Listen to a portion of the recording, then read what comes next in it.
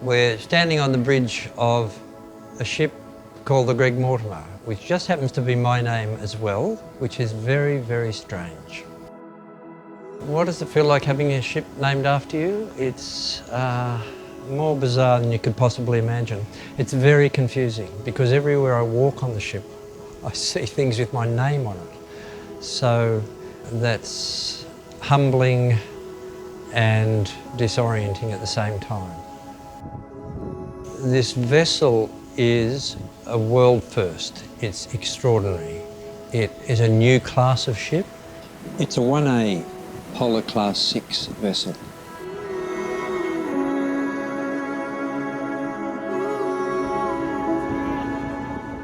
We've just been from Tierra del Fuego to the Antarctic Peninsula, and now we're on the way back again. On the way down we had a blissful ride. Sweet as travelling on marshmallow. And then, on the way back, we got punched in the nose. We've seen 9-metre waves throughout the day. Very keen to see that moment, to see how the ship would perform, and it's beautiful. This ship did everything the designer expected of it and more.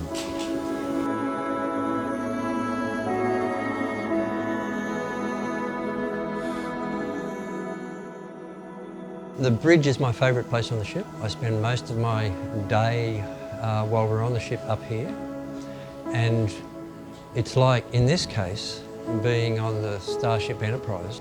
It's pretty spacey. And of course, it's the engine room driving the ship, and here the skill of the ship crew comes to the pointy end of how the ship interacts with the rest of the world and the oceans. And so you can see it all unfold here. And very importantly, and critical to our expeditions, is this is open to all the passengers. We spend as much time as we can up here, and that's a rare treat. This is a ship's library, and it's a very intimate space. And in particular, I think it's a really beautiful space to get a sense of the quality of the vessel, the colours and the textures. It's soft, it's inviting to be in, and you can watch icebergs go by.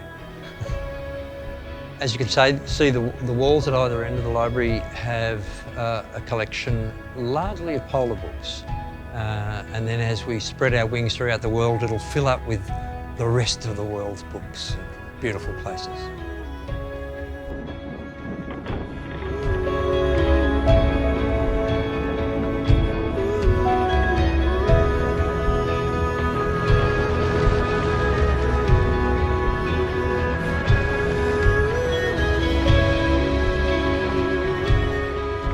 This is the Elephant Island Bar, and we're right next to the lecture room. And some would say it's the heart of the ship. Not because it's a bar, because it's a meeting point. There's a reception and dining room nearby in the lecture room, and it's a lovely open space, graced by a piano in the corner. And it's a nice, deliberately styled, relaxed place. So, as you can see, it's a fairly slick, it's a sophisticated, relaxed place. Bearing in mind that we're not a formal company. It's a very fine space, but we might come in here after a landing in our long johns or our outdoor gear. And down the corridor you can see the main dining room, our dining room. This is on deck 5, and then on deck 7, where the library is, there's also a gymnasium, a spa and massage room.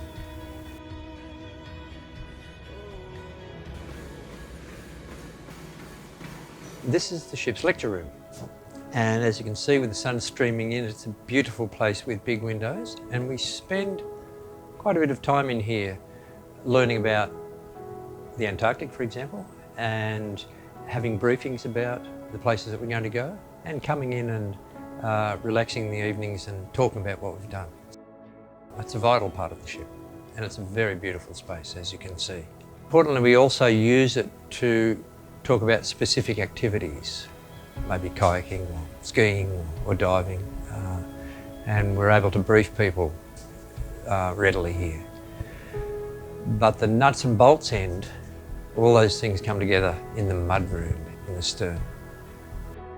Okay, we're in the mudroom now, so we're towards the stern of the ship. You can hear the propellers whirring away, that's the background noise. And this is where the rubber hits the road, because all the talk and the learning comes together here, and we get ready to go out to Antarctica or wherever it is. A locker for every room for people to hang their wet gear, and for wet weather boots, muck boots, so you don't have to take them into your cabin. And it's separated from the rest of the ship, so this is the working area, the fun bit. Not only is the mudroom used for simply going onto the shore, there's more complex activities going on. This is where we prepare people for diving, for kayaking, for snowshoeing, skiing, going climbing, all the good stuff.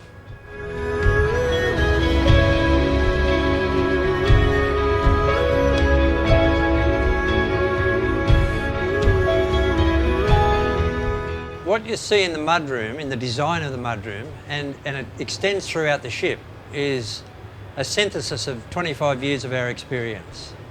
And that's in expeditions of having contact with the places. And dare I say it, as extraordinary as the ship is, for Aurora, it's all about the place. It's about getting out there in the place. That's what makes us tick.